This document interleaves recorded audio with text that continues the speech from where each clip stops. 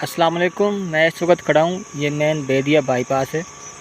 इस तरह को आप देखेंगे ये बिल्कुल 1 किलोमीटर के फासले पर इस साइड पर मेन फिरोजपुर रोड है, सिर्फ 1 किलोमीटर के फासले पर। और अगर हम इस साइड पर जाएंगे तो ये यहाँ से तकरीबन 8 किलोमीटर के फासले पर बेदिया कस्बा है, बेदिया रोड है।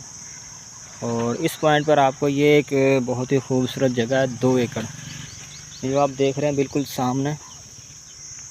ये बिल्कुल वो पीछे जो इस सफ़ेदे का दरख्त लगा हुआ है यहाँ तक पीछे को गया हुआ है। ये 200 फुट इसका फ्रंट है इस मेन बेदिया बाईपास का। बहुत ही खूबसूरत जगह है।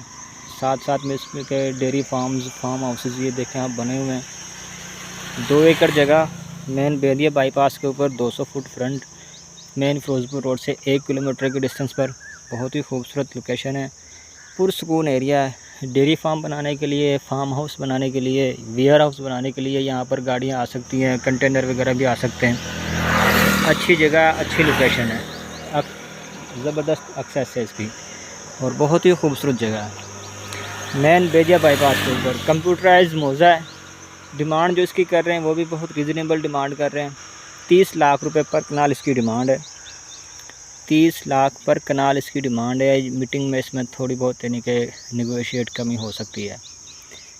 मौज़ा इसका कंप्यूटराइज है, बहुत ही खूबसूरत जगह है।